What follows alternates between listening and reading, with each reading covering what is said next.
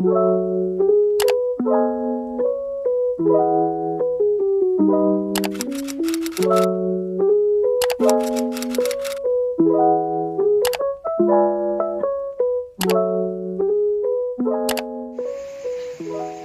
day everyone, I am Priyan Patrin Spailado, a Level 1 nursing student of the University of the Visayas. And in this video, I will be performing my return demonstration for the first segment of my head-to-toe physical examination, which includes the assessment of the head and face, eyes, ears, nose, and mouth. But before we begin with our physical assessment, we have to prepare the equipment, the client, and the room in which we will be conducting the physical assessment. We have to make sure that the room is comfortable, private, quiet, and with adequate lighting. We also have to prepare ourselves mentally and emotionally to avoid anxiety and prepare ourselves physically by performing hand hygiene. So, the equipment that we will be using are 4 different substances with different tastes for the taste test: a cotton, tongue blade, a card, a gauze pad, an emesis basin just in case there are oral discharges by the patient, a checklist for the documentation, sterile gloves to protect ourselves and the client, a pen light, and a pen.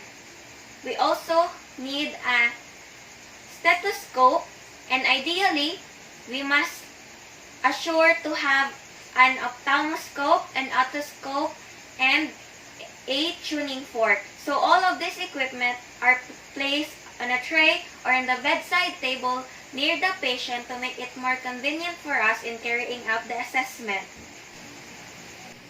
Now, without further ado, I will now be starting with my first segment of my head-to-toe physical examination. Good morning, Sir Aldrin. I am your student nurse, Priyan, and today I will be assessing your head and face, eyes, ears, nose, and mouth. I will be touching and feeling your head and face. Is that okay with you, sir? Yes, ma'am. Okay, sir. Thank you. Now, I will be starting with the inspection of the head and face.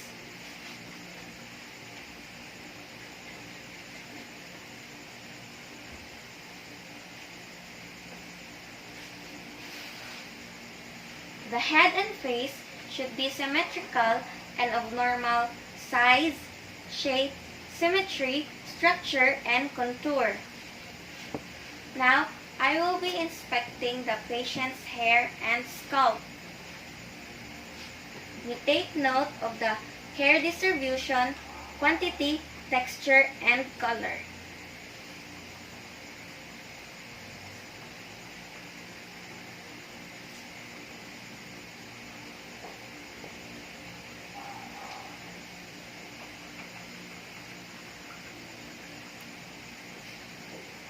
The hair should not be extremely dry or oily and should not contain scales or nits. Now we palpate the patient's scalp. The patient's scalp must be pink, mobile, and free of lesions.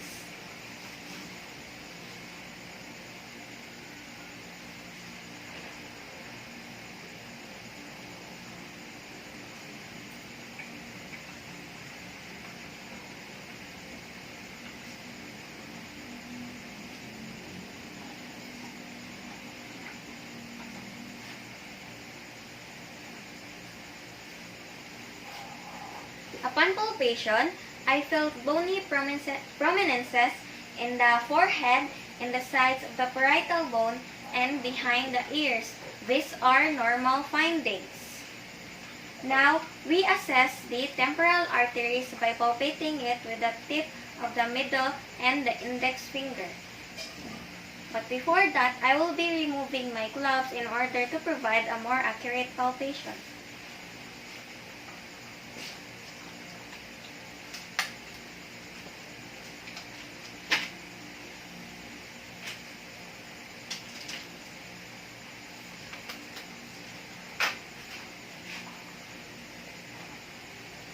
we take note of the rhythm and the strength of the pulsation.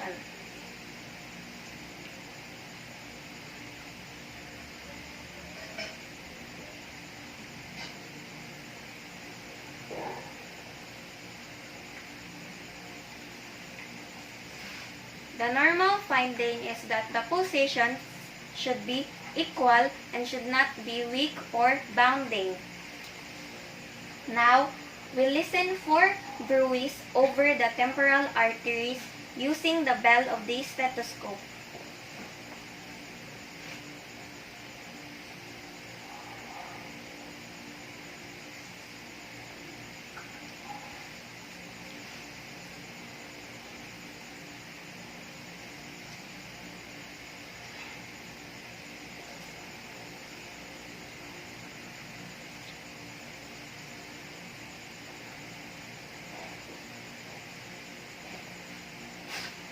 Bruises are unusual findings, which means they should not be heard or detected. Now, we palpate the frontal sinuses by pressing the thumb under the inner aspect of the orbits. Is it painful, sir? No. Is this painful? No. Now, we palpate the maxillary sinuses by pressing the thumb under the zygomatic bones. Is this painful? No. Is this painful? No. And then, we percuss these areas. So, tell me if you feel any pain, okay? Yes, sir.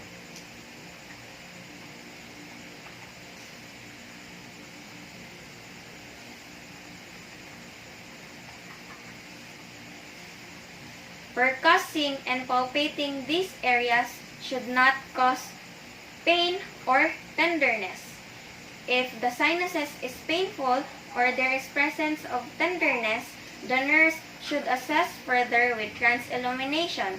However, since my patient did not feel any pain, I will now be proceeding with the palpation of the TMJ or the temporomandibular joint by putting my middle finger over the joint.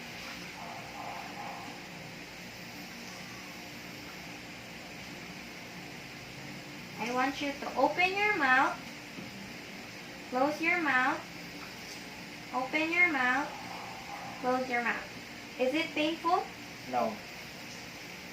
So this technique assesses joint mobility and the motor portion of the trigeminal nerve. The normal finding is that the joints rather should move freely, effortlessly, and painlessly. Now, we test the facial muscles and the motor portion of the facial nerve and trigeminal nerve by instructing the patient to make faces. Okay, sir, I want you to raise your eyebrows. Raise your eyebrows. Lower your eyebrows. Bare your teeth. Smile broadly. Puff out your cheek. Okay? I want you to keep your mouth shut while I try to open it. So, the normal finding is that the movements should move symmetrically. Now, if the patient reported any problems in the sense of taste, the nurse should conduct the taste test to test the sensory portion of the facial nerve. It will let the patient identify sweet, sour, bitter, or salty. So, sir, I have here 4 substances, and I want you to close your eyes, and I want you to tell me how it tastes.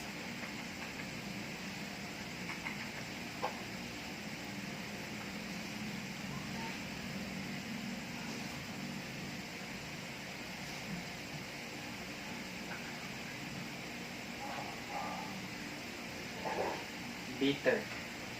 Okay.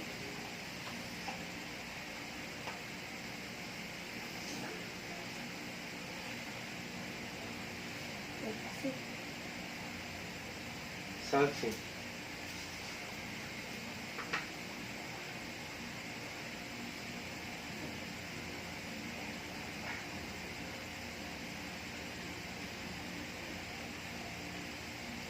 Sweet.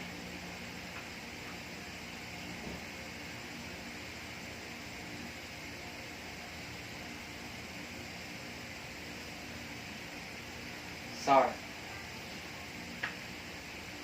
The normal finding is that the patient should be able to identify the taste correctly. Now, we assess the sensory portion of the trigeminal nerve by testing the patient's ability to identify simple touches. Okay, sir? I have here a cotton, and I want you to close your eyes again, and I want you to tell me if you feel anything touching your skin. Okay? Okay, ma'am. And I want you to say touch when you feel anything. Touch. Touch. Touch. Touch. Touch. Touch. Touch. In conducting this assessment, the nurse must ensure to scatter the stimulus around the face so the patient would not recognize the pattern. And the normal finding is that the patient should be able to feel equal sensations on either faces, on either side of the face. And lastly, we document the finding because documentation facilitates ongoing data collection and provides accurate, correct, and timely database.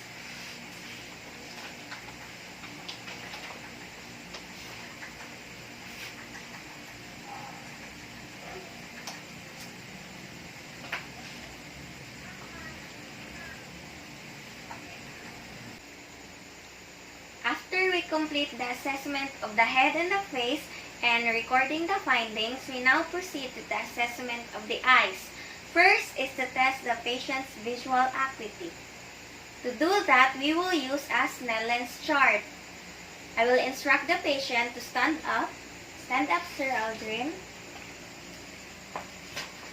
The patient should stand 20 feet away from the chart with eyes open and the other eye covered with a card.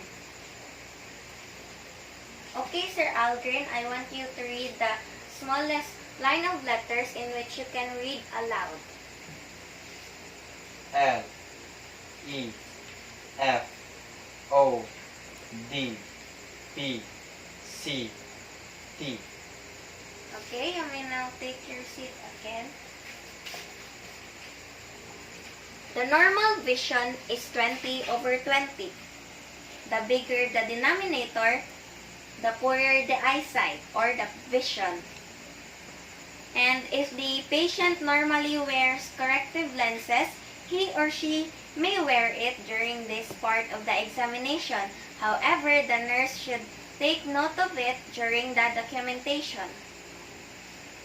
Now we proceed with inspecting the patient's eyes and externalized structures.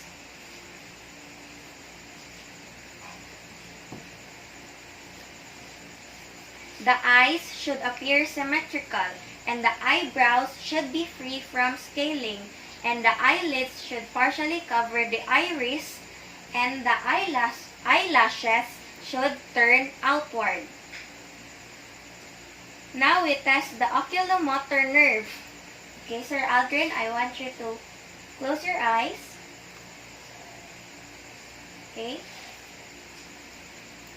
The eyelids should move symmetrically without tremors. Now we palpate the eyelids. We palpate it gently.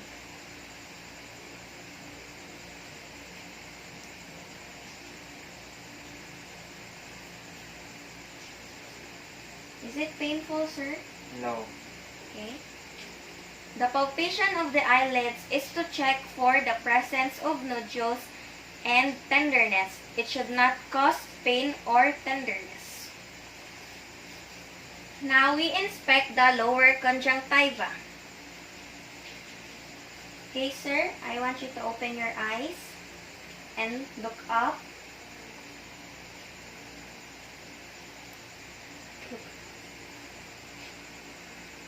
And then we inspect the upper conjunctiva and the sclera. I want you to look down.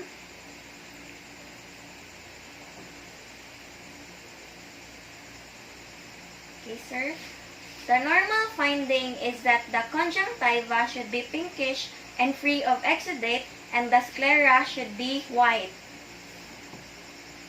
And then now, we palpate the lacrimal apparatus.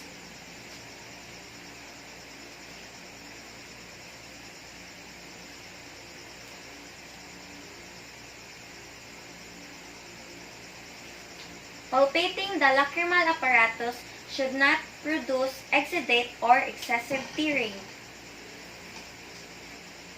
And then we check for the EOM, or the extraocular movement of the extraocular muscles, and the innervation of the oculomotor, trochlear, and abducens nerve. Okay, sir. I am placing my finger 12 inches away from your eyes, and then I want you to follow my finger as it moves to the 6th cardinal position of gaze.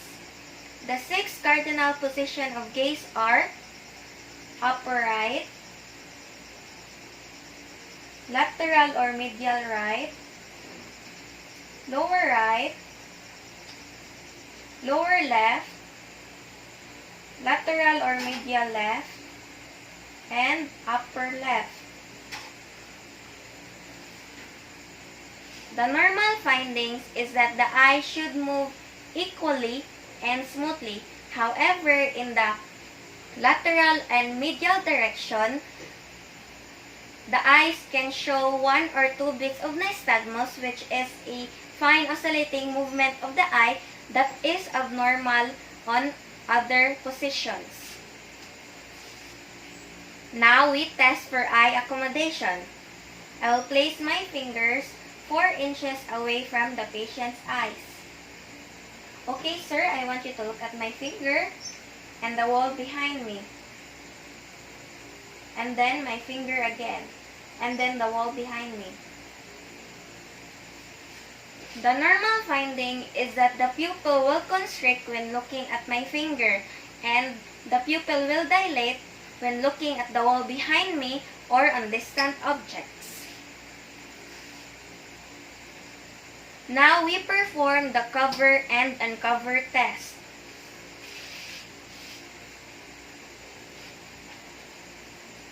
Okay, Sir Algren, I want you to hold this card to cover your other eye.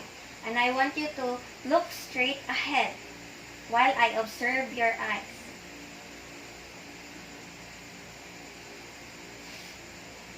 Okay? I want you to uncover it. Okay? The normal finding is that the uncovered eye should not wander or move, and the other eye which he just uncovered should not also wander or move. And now we inspect the patient's cornea and lens. We inspect the patient's cornea and the lens for opacities. To do that, I will use my pen light.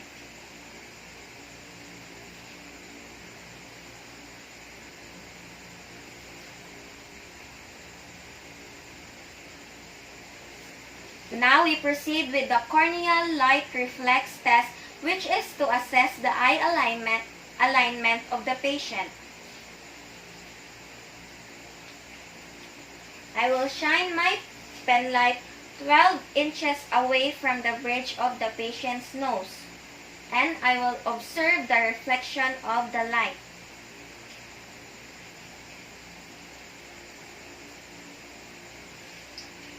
The reflection of the light is normally seen in the middle of the eyes. If the light is seen on the same spot on the both eyes, that means both eyes are properly align. And then, we inspect the pupils. The pupils are normally 3 to 5 millimeters and are equally round. Now, we do the pupillary light reflex test. To do that, we will turn off the light to darken the room. And then I will use my pen light and move from the outer cantos to the inner cantos.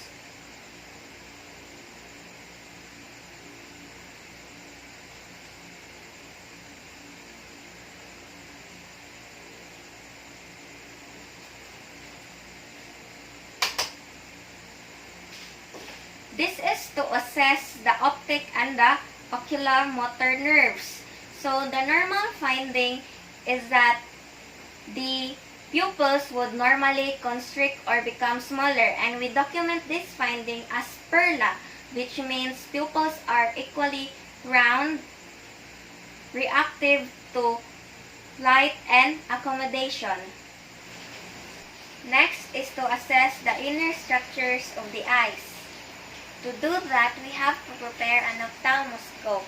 To prepare an ophthalmoscope, we have to choose the correct lens size, turn on the ophthalmoscope, and adjust the aperture to the largest beam of light. Since I don't have an ophthalmoscope, let's just assume that this pen light is an improvised ophthalmoscope, so I can show and explain to you how to assess the internal structures of the eyes. So to begin with examining the patient's left eye, I will use my left eye and hold the ophthalmoscope in my left hand with my index finger on the lens selector. I will then instruct the patient to look at a fixed point straight ahead and to keep his eyes rather still. And then I will approach him from about 15 inches away and add an oblique angle. Then focus a small circle of light on his pupil. A red reflex should be seen. It is a reddish glow that fills the pupil.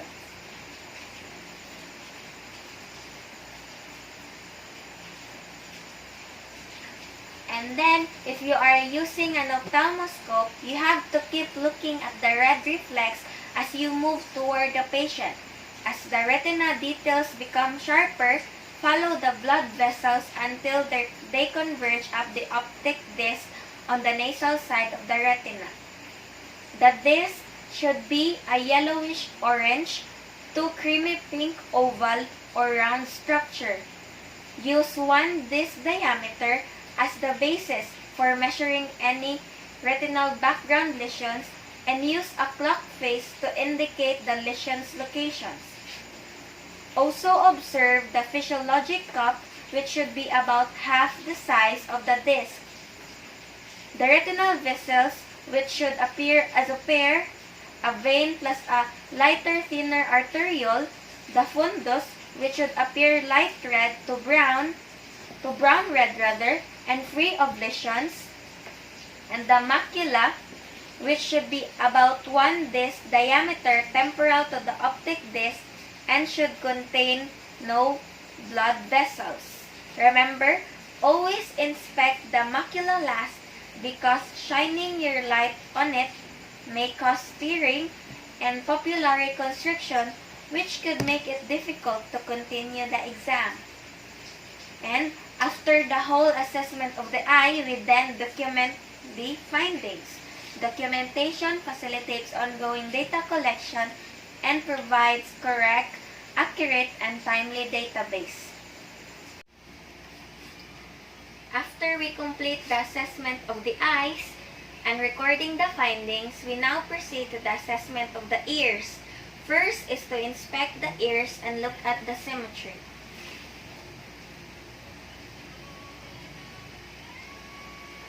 Normally, ears can vary greatly in size and shape, but it should always be in line with the eyes, and the upper lobe of the ears should be in line with the eyebrows.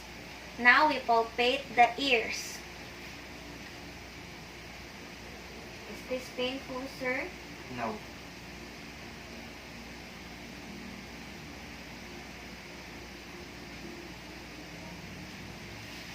The ears should be symmetrical with no swelling, lesions, thickening, or pain. And then, we palpate the mastoid process behind the ears using the middle finger. Is this painful, sir? No. So, palpating the mastoid process should not cause pain or tenderness. Now, we examine the patient's ear through the otoscopic examination. This is where we will be using an otoscope. So since I don't have an otoscope, I will be using a pen light as an improvised otoscope. So we will assume that this is an otoscope and hold it in the dominant hand. Now we proceed with examining the patient's ear. First is we straighten the ear canal. To straighten the ear canal of an adult client, we pull the pinna up and back. And to straighten the ear canal of a child client, we pull the pinna down and back.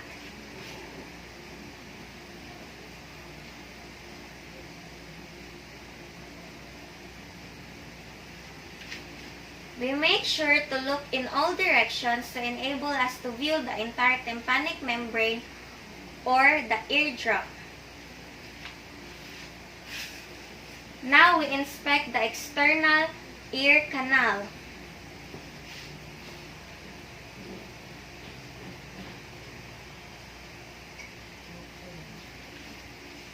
Normally, there should no redness, swelling, lesions, or exudate.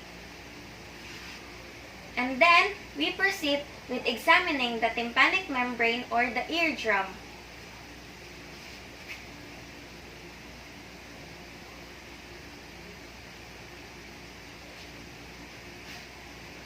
The tympanic membrane should reflect the otoscope's light, and it should appear shiny and gray with a white periphery. And also, its center should also be shaped in a concave and with no perforations. And we take note of the malleus and the light reflex. And occasionally, we may be able to see the incus. So, while examining the tympanic membrane, we slowly withdraw the speculum in order to examine the other eye. And if you see an exudate, we must change the tip of the otoscope to prevent cross-contamination.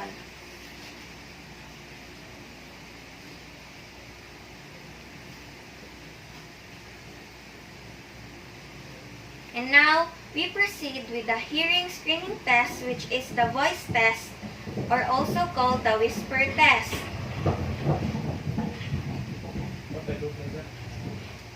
Now, gently, we occlude the patient's ear with our finger. Then test the other ear as I stand 1 to 2 feet away from the patient.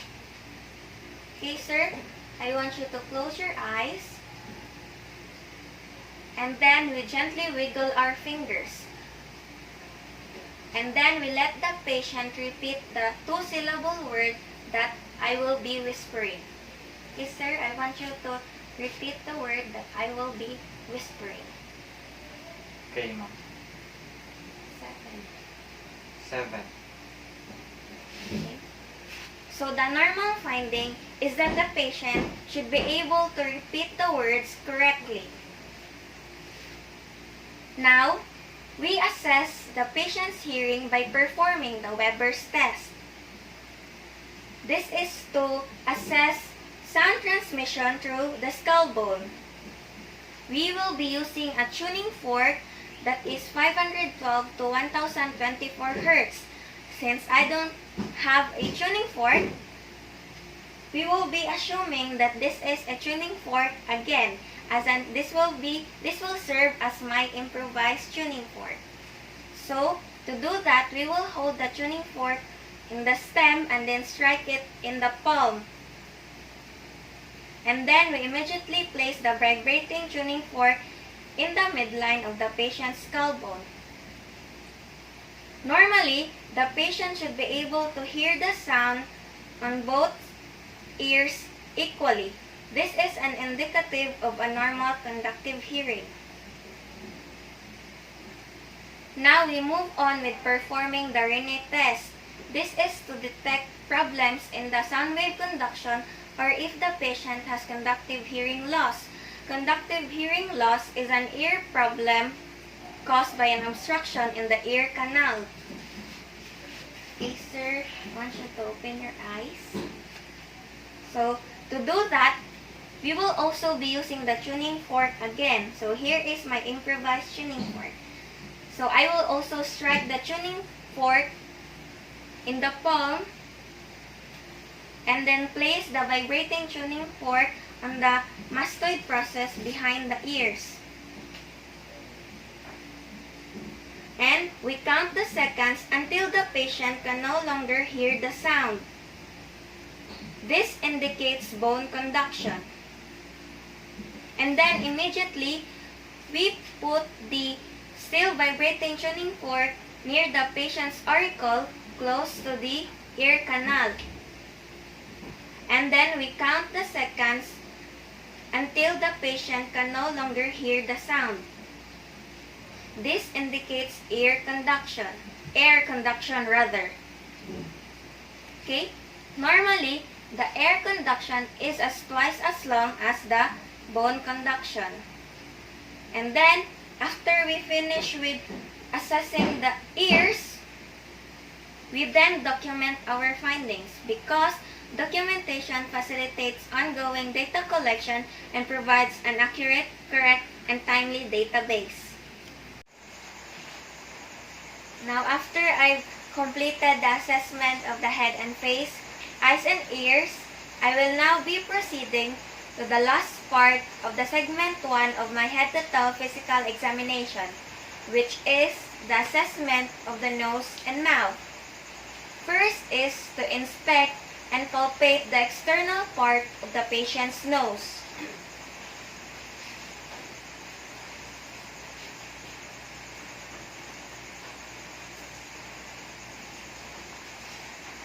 It should be fairly symmetrical with no lesions, deformities, or deviations.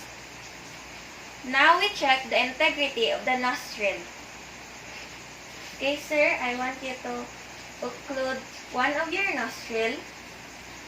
I want you to inhale, exhale, inhale, and exhale. Is there any problem in your airway, sir? No. Okay, thank you. The normal finding is that the air should flow freely in and out of the other nostril. Now we proceed with the olfaction test. This is done especially if the patient reported any problem in his sense of smell during the health history interview. This is to test the olfactory nerve by having him identify specific smells. Okay, sir, I want you to occlude one of your nostril again. And I want you to close your eyes. And I have here a substance. And I want you to identify what it is.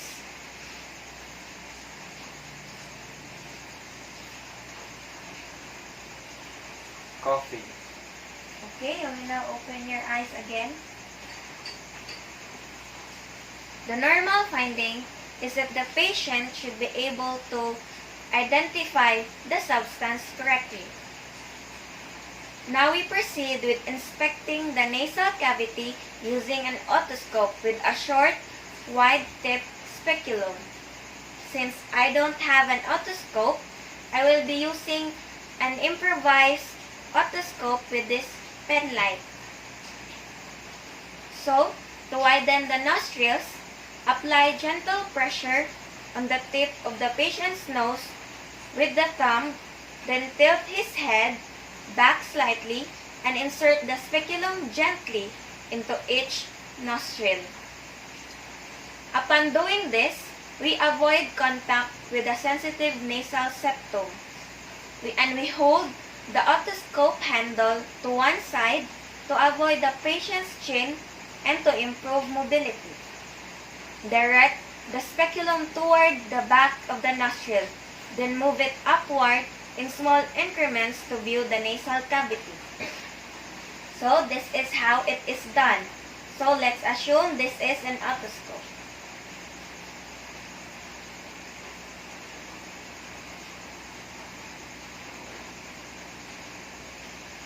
Okay. So the normal finding is that coarse hair should line the anterior surface of the nostril, and ciliated membrane should be in the posterior part. And throughout the nasal cavity, the mucosa should appear pink and moist. Lesions, drainage, or obstructions should not be seen. Now, with the same position, we inspect the nasal septum.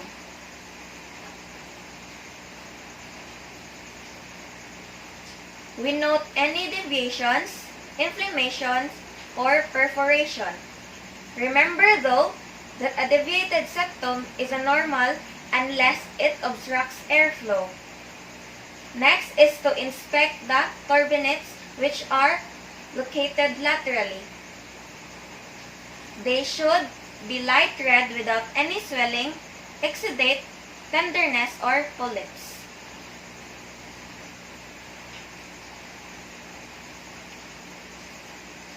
Now we proceed with assessing the jaw alignment. Okay, Sir Aldrin, I want you to bite your teeth. And then, I want you to bare your teeth. Okay, thank you. The normal finding is that his upper teeth should override the lower teeth slightly in the front of the mouth. And remember, before examining the mouth, we have to ask the patient to remove dentures if he's wearing them. Now, let's proceed with inspecting the patient's lips.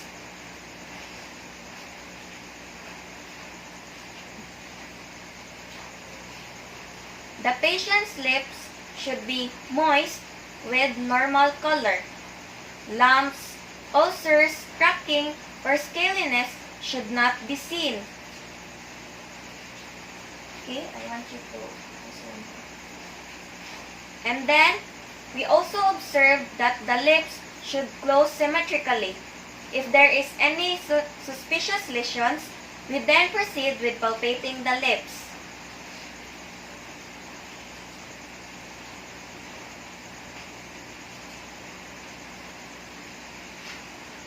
So upon palpation, the lips should feel soft and smooth. And remember, be sure to document any abnormal findings.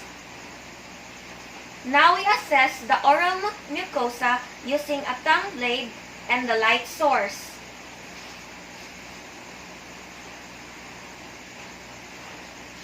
Open your mouth.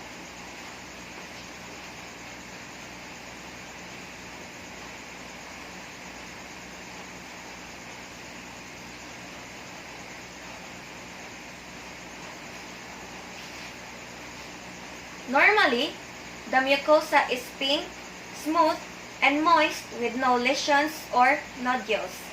However, in a dark-skinned patient, an increased mucosal pigmentation can be seen. Now we assess the patient's teeth and gums. Stay up.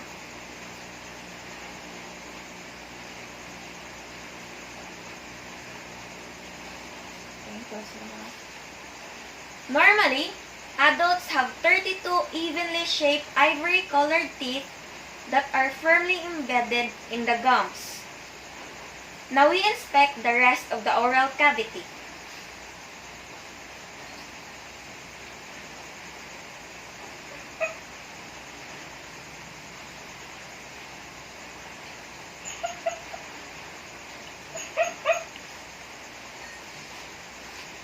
So the normal findings are that the hard palate should appear bony and whitish.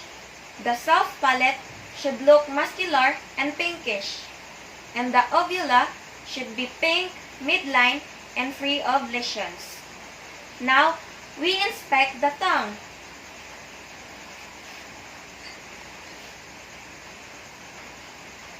Okay, stick your tongue out. Stick your tongue out.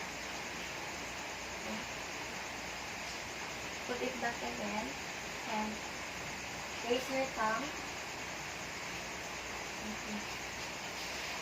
The normal finding is that the dorsal surface should be symmetrical and slightly rough with the midline groove and small fissures. The ventral surface should be smooth and pink with visible veins. Now, using a gaze pad, hold the patient's tongue to one side and palpate the floor of the mouth. Stick your tongue out.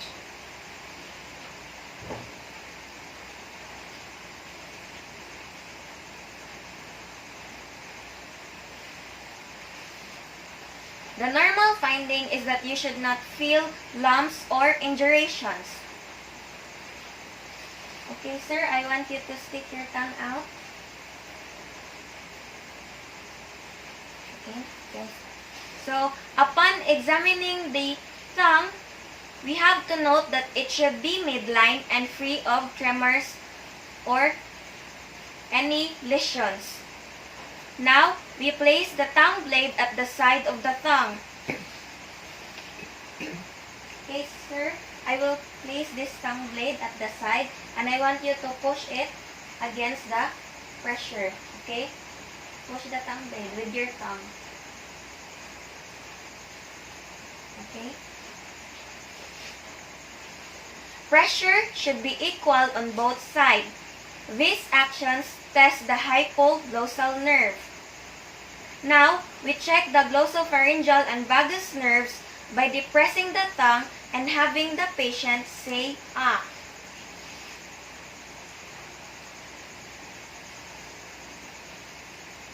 Okay, say ah. Ah. Okay, the soft palate should rise symmetrically and the uvula should stay in the midline position. Now we instruct the patient to say ah again and assess the pharynx and tonsils. Say ah. Ah. Okay. Dermal mucosa should be smooth and pink. Normally, tonsils are almost invisible. The severity of tonsillitis is measured through grading. +1 if there is visible swelling, +2 if there is halfway swelling, +3 if there is 3/4 of the way that is swelling, and +4 if it is completely covering the throat. Now, if the patient reported an impaired sense of taste during the health history, we conduct a taste test to assess his facial and glossopharyngeal nerves by having him identify different flavors. Okay, sir, I have here 4 substances and I want you to identify the taste of each substances. So I want you to close your eyes and here is the first substance. Take a sip. Bitter.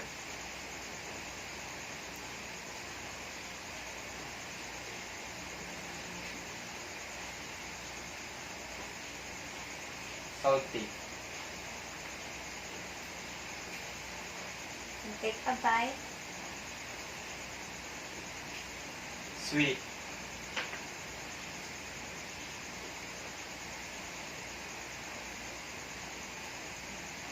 Sour. Okay, so the normal finding is that the patient should be able to identify each substances correctly. The taste of each substances correctly. Now, we proceed with testing the gag reflex. To do this, we touch the back of his tongue with the tongue blade. I want you to open your eyes and open your mouth. Stick out your tongue.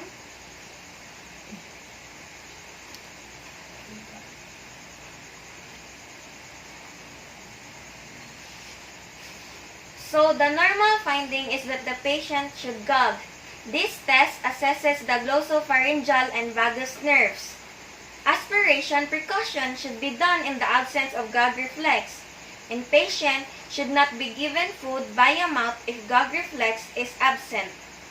So after we finish assessing the nose and mouth, and after we finish the assessment, we have to make sure to document the findings. Because documentation facilitates ongoing data collection and provides an accurate, correct, and timely database.